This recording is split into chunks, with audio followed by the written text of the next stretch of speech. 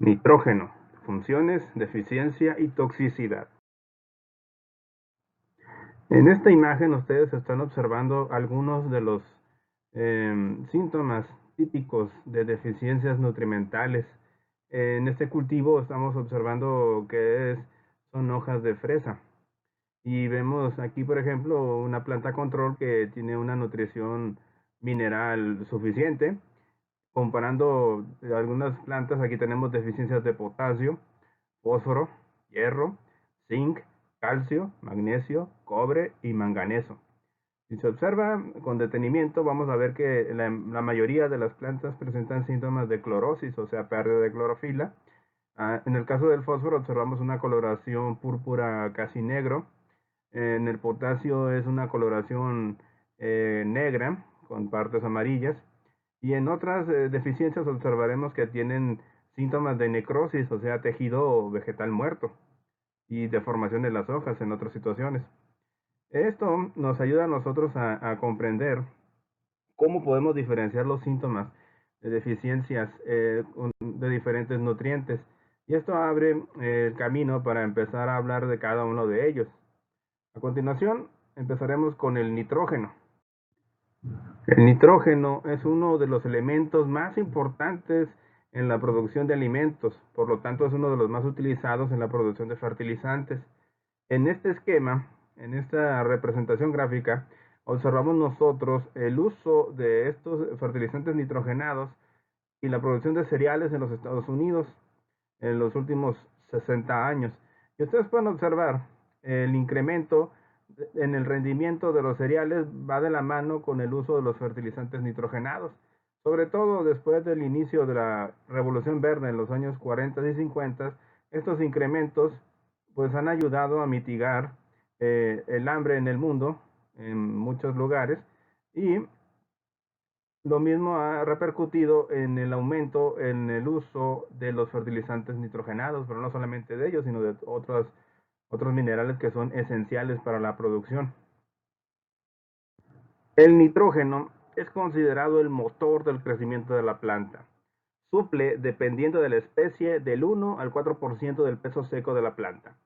Es absorbido en forma nítrica y amónica y combinado con los carbohidratos para formar aminoácidos y proteínas. Dada la implicación de las proteínas en todos los procesos del desarrollo y elaboración del rendimiento, el control de los nutrientes que condicionan su absorción es de especial importancia. Y como vemos, el nitrógeno es el elemento número 7 de la tabla periódica, con una masa atómica de 14.00667 en esta situación. Y es uno de los elementos, junto con el fósforo y el potasio, de los llamados macroelementos primarios. Son los más esenciales y los que se absorben en mayor cantidad por las plantas. La función del nitrógeno está ligada a su presencia en todas las células vivas como componente fundamental en los aminoácidos de las proteínas, recordando que son 20 diferentes los que constituyen los aminoácidos, las proteínas que conocemos. Las proteínas están implicadas en funciones estructurales, reserva y regulación enzimática vitales para la planta. El nitrógeno, combinado con los carbohidratos, constituye la lignina que aparece en las paredes celulares, especialmente en especies leñosas. Forma parte del sistema energético de la planta, desde la fotosíntesis hasta la transferencia de energía metabólica, además de ser indispensable en la síntesis de clorofila. Interviene en la síntesis de vitaminas y auxinas relacionadas con el mantenimiento de la actividad celular y el crecimiento, de ahí su importancia en el desarrollo y crecimiento vegetal. La planta traduce la presencia de nitrógeno en una serie de respuestas. Plantas más verdes como consecuencia de la mayor producción de clorofila, por un incremento de la actividad fotosintética, aumento del contenido de proteínas en granos, tubérculos y raíces, estímulo de la brotación, alargamiento de las fases de desarrollo vegetal y como consecuencia retraso de la senescencia y la madurez, sensibilización al ataque de plagas y enfermedades, menor tolerancia al estrés hídrico, e influyen en la producción vegetal, en el rendimiento y en la calidad de las cosechas. En este esquema estamos observando la combinación de dos elementos, en este caso dos ciclos, el del nitrógeno y el azufre. El nitrógeno y el azufre son absorbidos por las raíces de la solución del suelo y ambos sufren cambios importantes en sus estados de oxidación a medida que se transforman de formas inorgánicas a formas bioquímicamente disponibles. El nitrógeno es convertido de nitrato, con un número de oxidación de +5, a amonio, antes de convertirse en otros intermediarios como los aminoácidos glutamina. El azufre es convertido desde el sulfato, con número -6, a sulfito, con número de oxidación +3, y luego a sulfuro, y de ahí a sulfidrilo, como en el aminoácido cisteína. Como pueden ver ustedes, estos dos nutrientes sufren una serie de reacciones de óxido-reducción en donde se van convirtiendo de formas inorgánicas a unas formas orgánicas más asimilables por la planta. Esto también depende mucho de la concentración de materia orgánica presente en el suelo. El origen. El nitrógeno es incorporado al suelo por 4 rutas: lluvia, fijación biológica, aportes orgánicos y fertilizantes. La lluvia contiene cantidades variables de nitrógeno en forma de amonio, nitrato y óxidos de nitrógeno, y constituye una fuente importante de nitrógeno en los sistemas naturales, de 10 a 15 kilogramos de nitrógeno por hectárea y año. La fijación biológica de nitrógeno permite la incorporación del mismo de su forma gaseosa de la atmósfera a la planta gracias a bacterias, mayormente en el caso de las bacterias Rhizobium y también de Nitrobacter y otras bacterias nitrificantes. Los residuos post cosecha devuelven parte del nitrógeno extraído por la planta. El resto son las raíces, hojas, frutos o semillas aprovechables en la alimentación humana o del ganado. Y los fertilizantes constituyen el cuarto grupo. Estos pueden ser orgánicos o minerales, y de su naturaleza dependerá la movilidad, disponibilidad y presencia en el suelo. Observamos en esta imagen lo que es el ciclo del nitrógeno.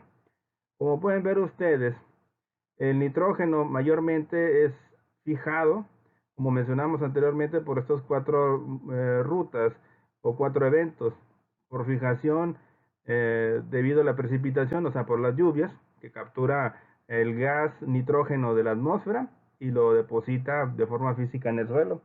Hay que hacer un apunte extra, y es que el 78% del aire respirable está constituido del gas nitrógeno, el N2, pero este, al ser un compuesto altamente estable, necesita una enorme cantidad de energía para poder ser asimilado en el suelo, en este caso destruido, y formar productos como el amonio, los nitratos y el nitrito. Y esto sucede cuando los relámpagos golpean el suelo y con la energía de ellos rompen el aire circundante a la carga eléctrica. Otra forma de que se asimile nitrógeno en el suelo es la fijación biológica, y en este caso sucede por las bacterias nitrificantes o las bacterias que hacen simbiosis con plantas como las leguminosas, dígase frijoles, soya, ajonjolí y casi cualquier planta que produzca su semilla dentro de una vaina. Otra fuente importante de nitrógeno para el suelo son los residuos orgánicos como los estiércoles, compostas y los materiales de plantas como ramas, hojas, raíces, hojas que estén en descomposición en el suelo. Gran parte de ellos son asimilables por la planta después de que pasan por un proceso de descomposición. Y la última fuente de nitrógeno importante para el suelo son los fertilizantes, que en los últimos 200 años han aumentado su uso en la agricultura para la producción de alimentos. En este esquema queda mucho más claro cómo es que participan estas 4 fuentes de nitrógeno para incorporarse en el suelo. En la fijación biológica, pues tenemos que el nitrógeno pasa de una forma inorgánica a una orgánica por medio de la descomposición y la interacción con otros microorganismos, y de ahí tenemos pérdidas o extracciones por los productos animales o por las cosechas. Mientras que la lluvia, los fertilizantes y el estiércol se integran al nitrógeno mineral, y tenemos pérdidas o extracciones por la desnitrificación y volatilización, así como por la lixiviación. En estas situaciones es el cambio debido a las reacciones redox de los nitritos a los nitratos de amonio. Y tenemos que gran parte del nitrógeno que está depositado en el suelo también termina siendo evaporado y por lo tanto reintegrado a la atmósfera. Y otra parte importante es eliminado o inmovilizado por el agua, que arrastra muchos de estos nutrientes ya sea al subsuelo o a los océanos o otros cuerpos de agua.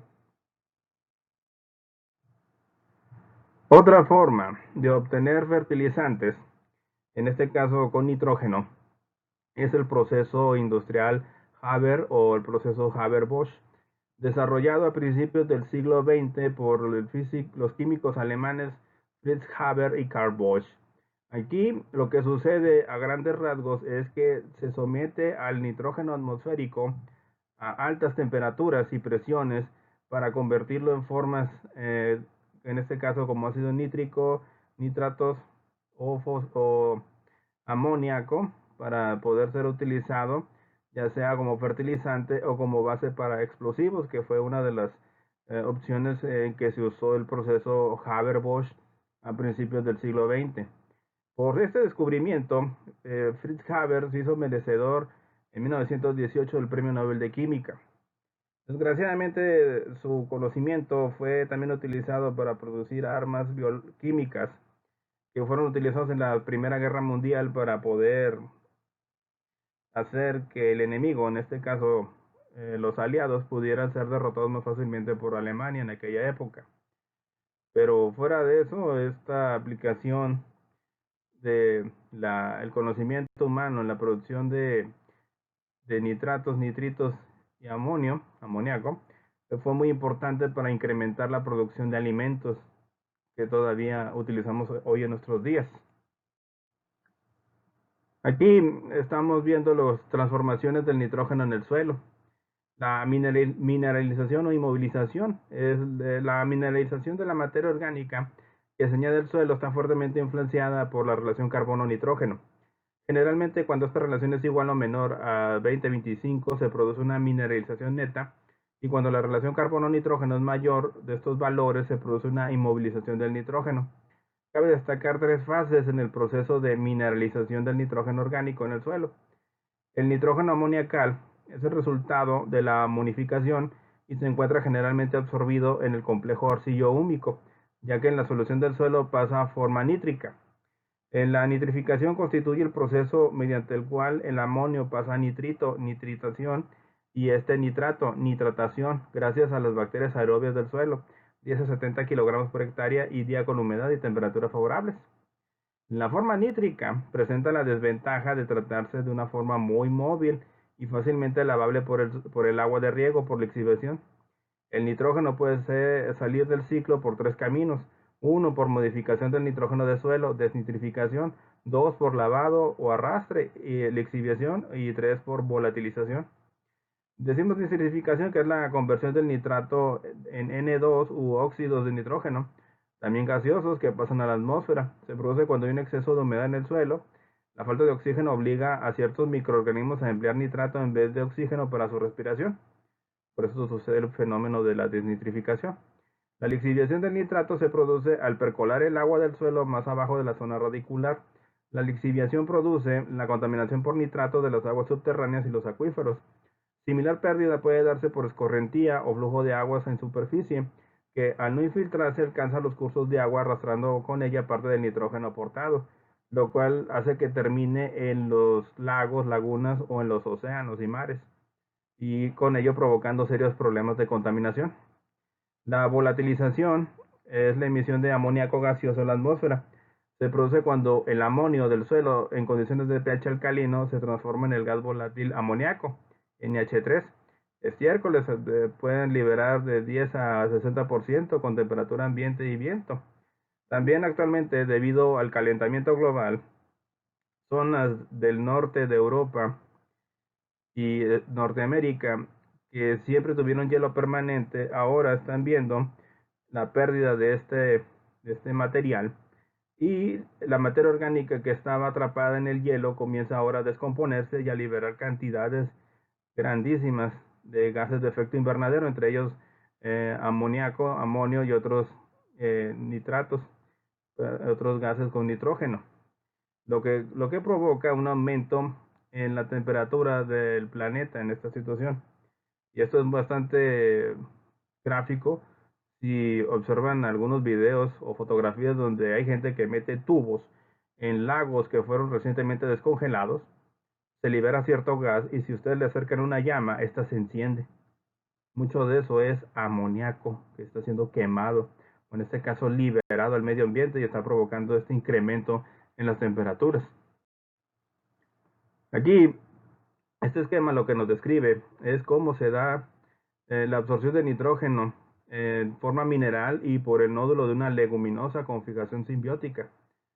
Aquí vemos que en el caso de la nodulación, las plantas como el soya, el frijol o cualquier otra leguminosa tiene que tener una relación simbiótica con bacterias como Rhizobium, se forma un simbiosoma en donde se captura el nitrógeno y este pasa a la forma de amonio y este a su vez se absorbe en la forma de un aminoácido, la glutamina, la cual es absorbida por los plástidos y en forma de amidas y ureidos y transportada a la parte superior de la planta para ser luego asimilada en los aminoácidos. Mientras que en la absorción de la nutrición mineral, pues observamos que puede ser tanto nitrato como amonio las formas en que se absorbe nitrógeno por las plantas. Y a su vez pasa por una serie de transformaciones y reacciones redox en donde se va asimilando ya sea en forma de aminoácidos y transportado a las regiones donde se necesitan, en este caso los cloroplastos y otros organelos de la célula vegetal.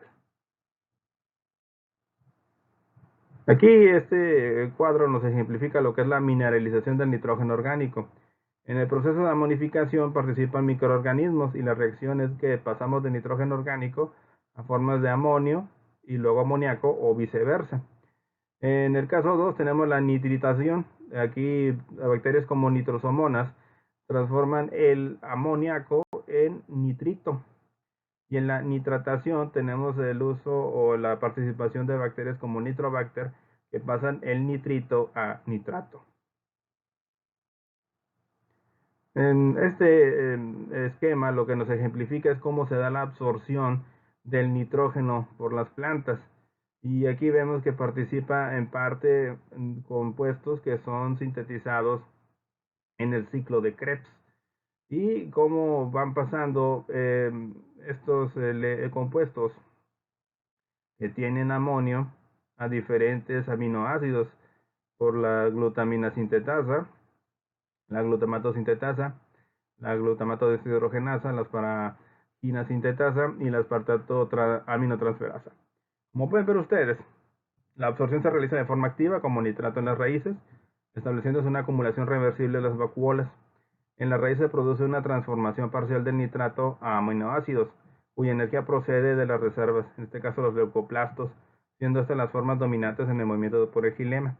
En la hoja, los nitratos son asimilados fotosintéticamente y reducidos a aminoácidos que junto a los transportadores o transportados por el xilema son volcados al floema en forma de glutamina y asparagina, en este caso aminoácidos. Y muchos de estos compuestos nitrogenados, díganse aminoácidos, o también algunos o todos los nucleótidos, terminan o son compuestos que pueden ser transformados en otros. En este caso tenemos algunos compuestos orgánicos nitrogenados seleccionados por su importancia biológica. Algunos como los aminoácidos y las bases nitrogenadas se encuentran en todos los seres vivos. La clorofila solo se encuentra en las plantas y otros organismos fotosintéticos.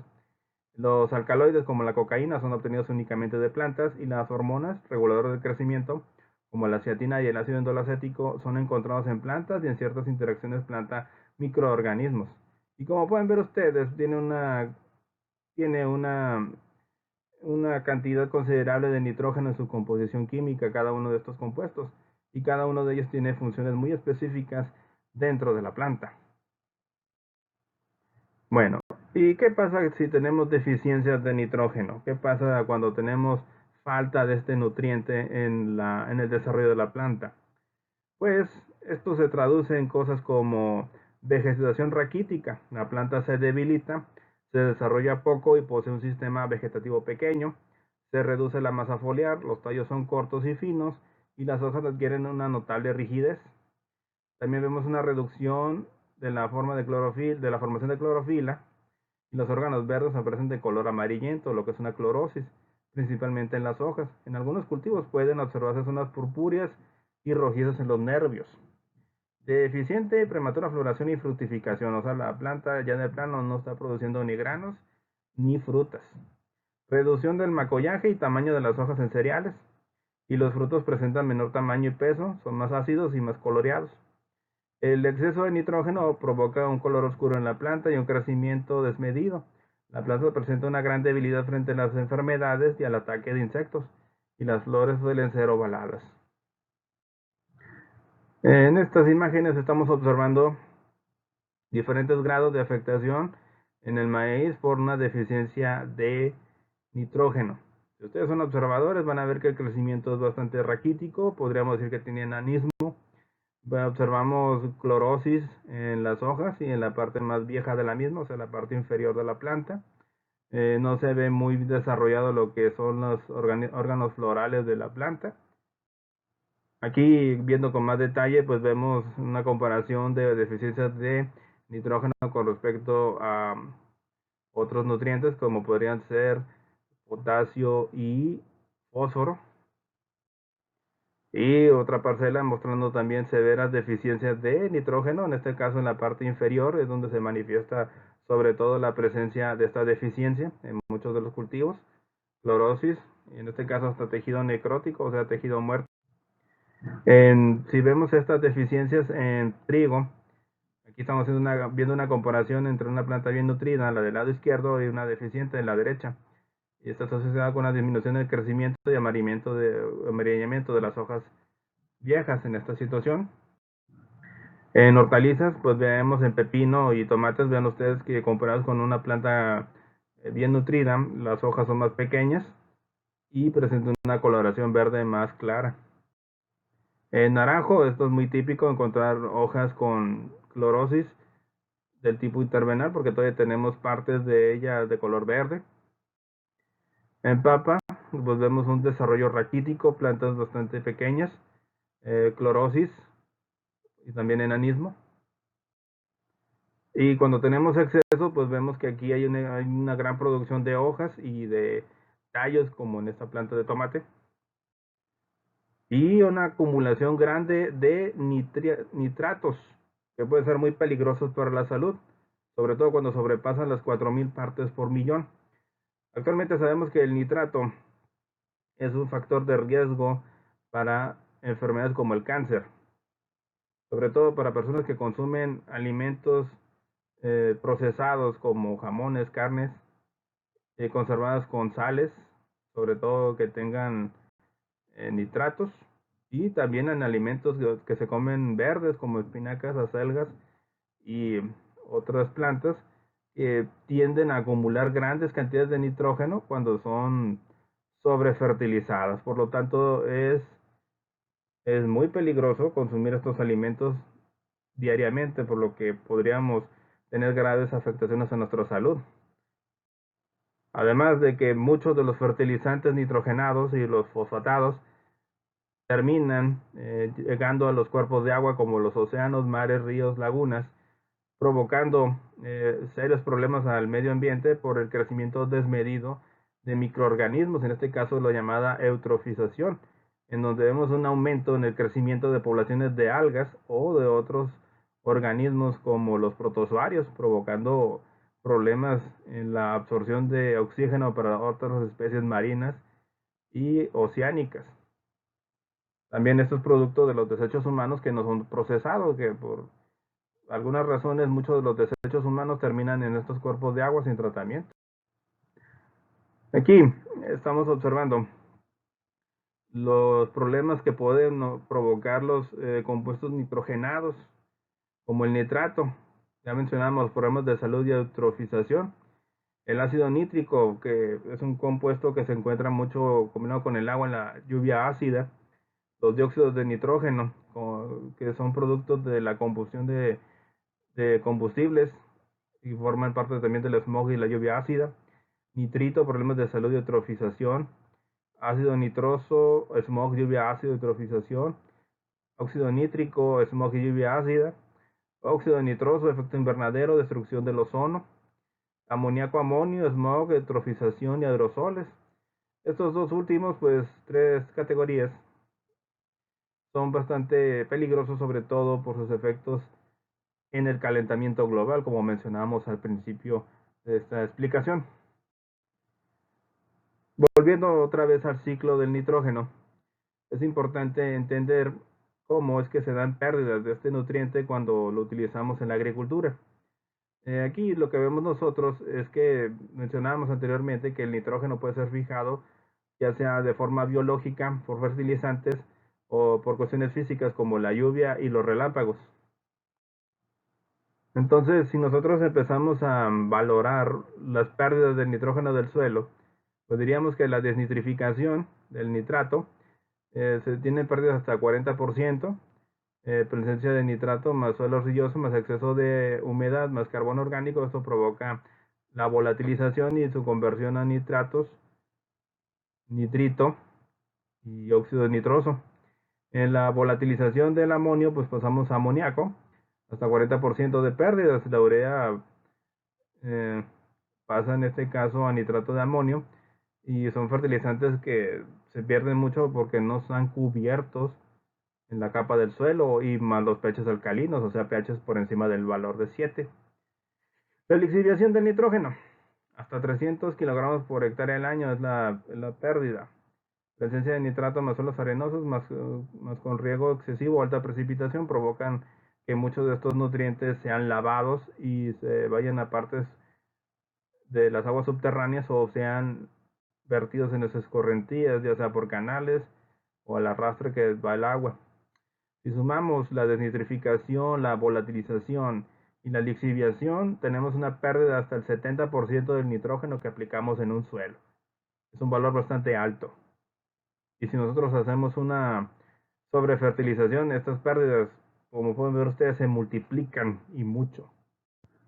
Los riesgos o factores de riesgo en la volatilización del nitrógeno. Tenemos en el caso del pH, valores mayores a 7 es un alto riesgo de volatilización, mientras que cuando son bajos, o sea, menores a 6, esto es más bajo. En la precipitación o riego, o sea, la lluvia o el agua que metemos al predio, es de alto riesgo cuando no hay o es muy poca el agua que estamos nosotros usando para regar. Y esto disminuye cuando es mayor a 50 milímetros después de la aplicación del nitrógeno en el suelo. En la capacidad de intercambio catiónico dice que es de alto riesgo cuando es mayor a 10 y es menor a 25 el riesgo.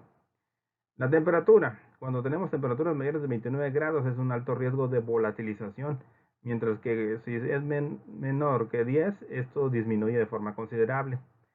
También si tenemos un suelo que está cubierto en un 50% en materia orgánica, tenemos un alto riesgo de volatilización si lo comparamos con un suelo desnudo, que es de bajo riesgo. En el caso de las fuentes de este nutriente, el estiércol, la urea y el guan tiene un alto riesgo de volatilización, mientras que formas como amoníaco, amonio, nitrato, urea, guan, esto es bastante bajo el riesgo.